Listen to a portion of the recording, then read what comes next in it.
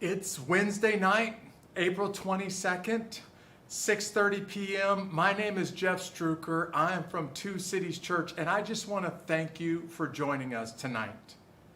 Maybe tonight is the first night that you've joined us in this weekly children's discipleship, this weekly family Bible training that we're referring to as Lead Them Well. What we're trying to do as a church, since we're separated as a result of social distancing and shelter in place, is we're trying to give parents some tools so that you can disciple your children, so that you can train your children up, so that you can lead your children well. You can teach them at home what they would be in the habit of learning in church during a midweek service. So if you have some parents, if you have some children in your house, would you be willing to just go ahead and gather them around right now? Maybe you're watching this on your TV, on your smart TV. Maybe you can just gather them on the couch around your tablet. What we're going to do for a few minutes is, parents, I'm going to speak to your children, and then I'm going to speak to you. And for dads that are watching this, I want to challenge you, dads. Will you use this as an opportunity to train your children up so that they will understand your faith? And one day, so that they will inherit your faith, so that your faith will become their faith.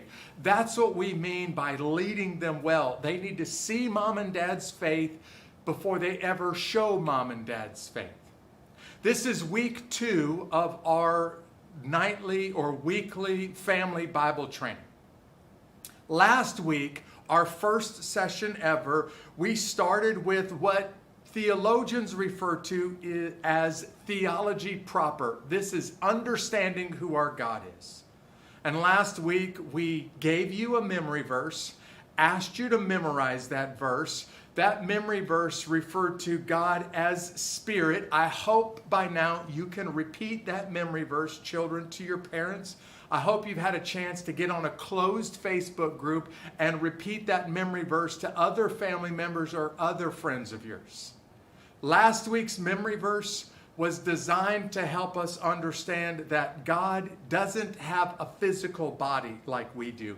He is spirit, but that doesn't mean that he's not real. And in fact, I asked you to go back and do a little family history and look at your great-great-grandparents. Chances are you've never met them.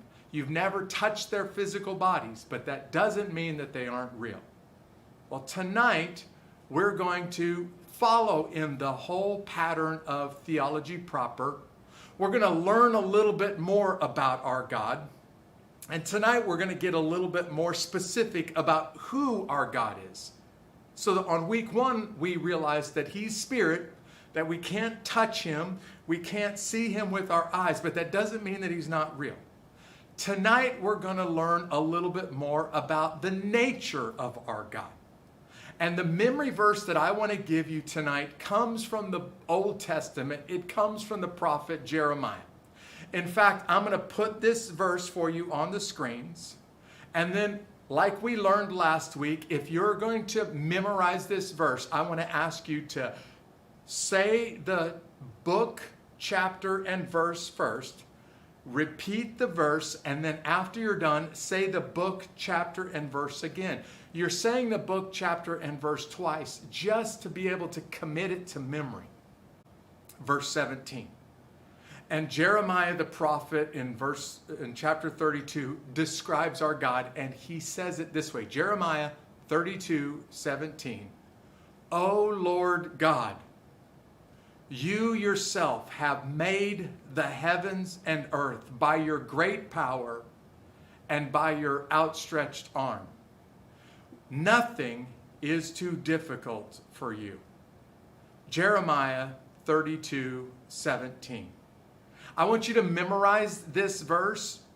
Students, I want you to commit it to memory this week. I want you to practice it in a closed Facebook group after this session tonight. I want you to keep practicing it this week. And I realize this verse is a little bit longer than normal, but I want you to commit this verse to memory because it really helps us understand who our God is.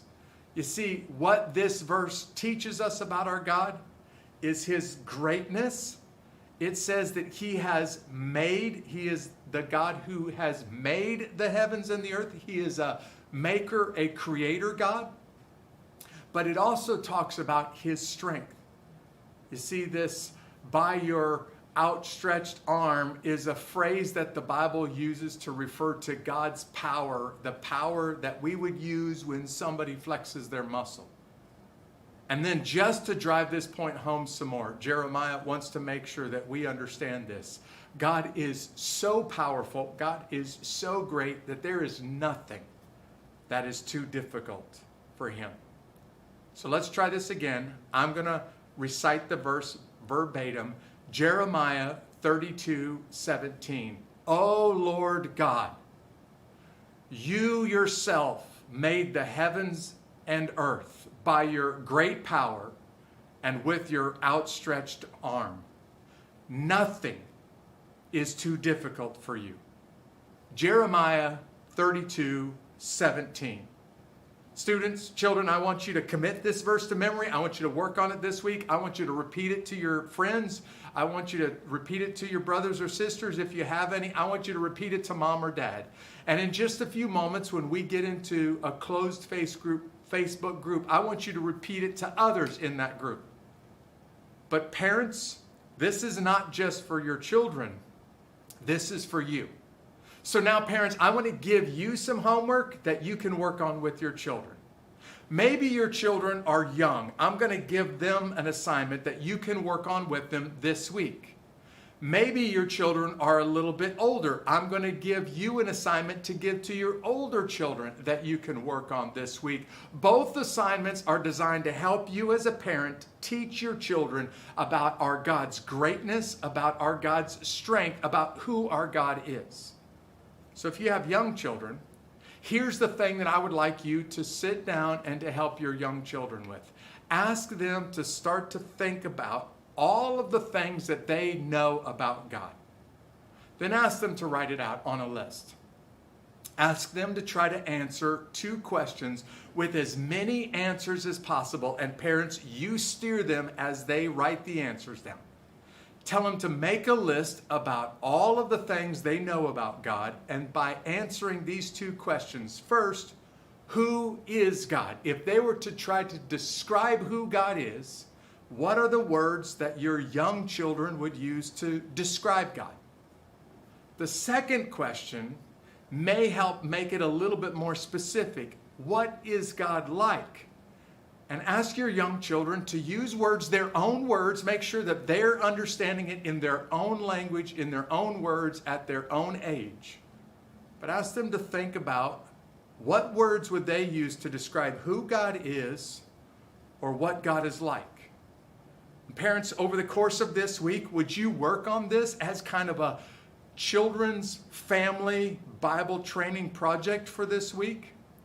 But let's say your children are a little bit older. Maybe they're middle school, high school age, and this is really too easy for them because they should be able to just rattle these answers off. I'm going to give a Latin phrase that has been used for many centuries. I'm not trying to impress you with the language. This is a phrase that every Christian needs to understand. If your children are a little bit older, maybe middle school or high school, would you help them to understand who our God is by understanding who they are? The Latin phrase that you see on the screens is the phrase Imago Dei. Ask your older children to start to list all that it means to be part of the Imago Dei. This is a Latin phrase that is literally translated image of God. Imago is image, Dei is God, the image of God.